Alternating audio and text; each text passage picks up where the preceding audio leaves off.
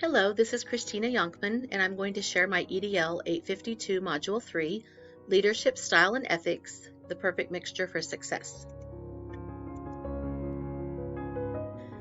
So today I'm going to share with you what type of leadership style I feel like fits me, and what characteristics, traits, and qualities go along with that leadership style, and then also how ethics fit into the role of a leader.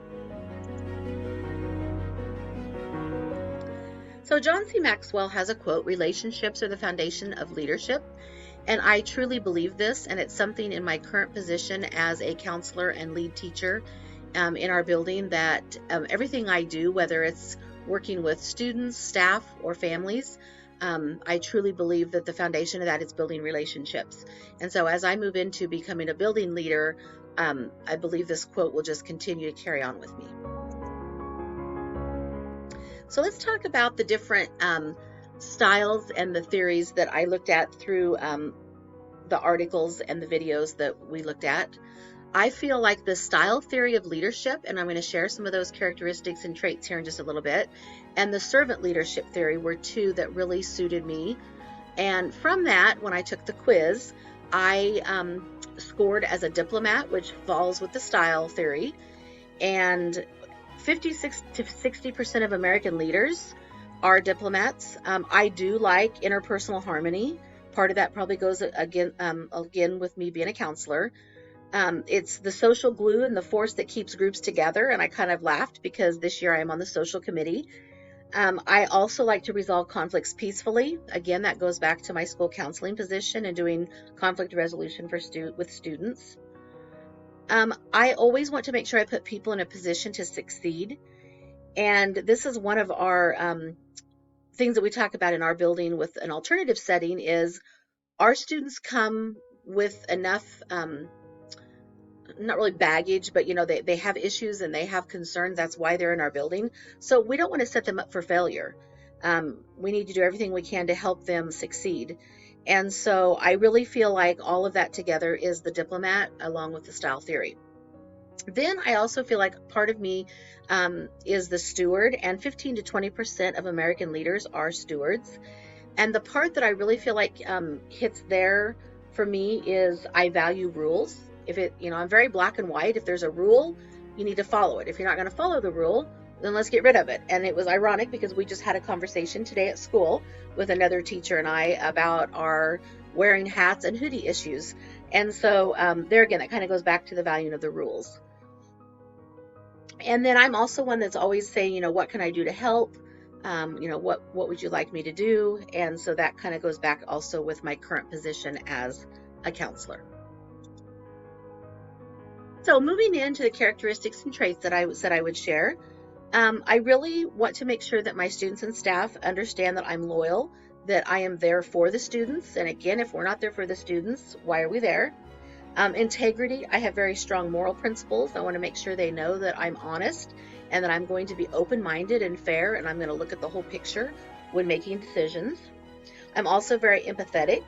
Again, that probably goes back to my current position as a counselor.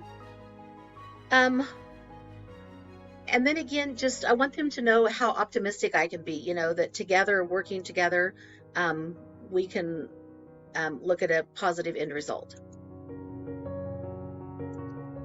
So then when I started looking at the leader qualities in the articles that we looked at, I definitely feel like I want my faculty and staff and students to be on the same vision with me, and it's important that they understand what my vision is. I also want them to understand that, we're going to work together. We're going to collaborate and cooperate and communicate. And then the last one there is delegate. And this is probably one that I really need to work on. I probably have the most trouble with this. And so as I become a building leader, that is something I'm going to definitely need to strive at working on. I will admit I probably have an issue with trust. And sometimes it's easier when you know what you want and how to do it yourself. But that is definitely something I need to work on. This article or quote here again from John C. Maxwell: "If you want to do a few small things right, do them yourself.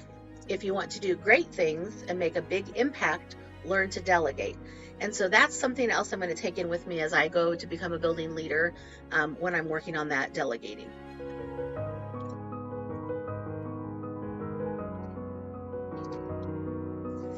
So a lot of the traits and characteristics that I just mentioned go along with my ethics and my moral principles. And so I want to share with you in the information that we looked at, I really felt like the ethics of leadership, there were two that applied to me. The first one is the ethic of justice. And that is, when you start looking at your rights and your rules, again, I feel like, you have to be fair. That this is where I fit with the ethic of justice as far as my students and also my staff. And again, fairness and rules is probably something that I'm going to have to really work hard on as a building leader. Again, I would want to work with my staff and look at our handbook and, are the rules that we have, are they ones that we can live with and that we can abide by every day? Because if there's rules that are there just to be in the handbook and we're not following them, then let's get rid of them. And the next is the ethic of care. I'm definitely the three C's. It talked about caring, concern, and connection. And then I think it's really important when you're making a decision that you look at the overall picture and look at multiple voices and who all's involved.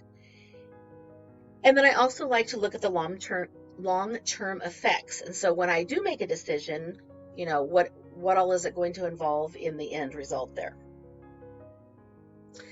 And so the quote listed here from Noddings, the first job of schools is to care for our children. And I believe this hits the nail on the head. When we're making decisions, and one of our assistant superintendents always shares this with us when we go to her with a question or a concern. Her question is, what is in the best interest of the students? Are we making the decision in the best interest for our students? And so that's something that I will carry into also being a leader. So as far as this assignment, the correlation, I really feel like this module showed me how my leadership style can correlate with the standard by learning about the different leadership styles, the different traits, characteristics, and how ethics all is involved with it. And I do understand that all of that is going to have a huge impact on the future success of my students and staff. As far as relevant, I've heard a lot about different leadership styles, but I've never really, looked at them in detail or understood what all they meant. And I really like taking the quiz that we got to do with this module. It really does fit me, and it helped me identify those traits and characteristics that I want to work on or I want to continue as I become a strong leader. As far as my reflection, as a diplomat and steward leader, my end goal is to basically have success for my students and staff. And I want to work really hard to demonstrate the qualities and ethics that I shared with you today that make me a good leader and work on improving those areas that I need to improve on for my students and staff success. And then here are my references. And again, I really enjoyed the quiz that Murphy had, the What's Your Leadership Style? And that is the end, and I thank you very much for your time.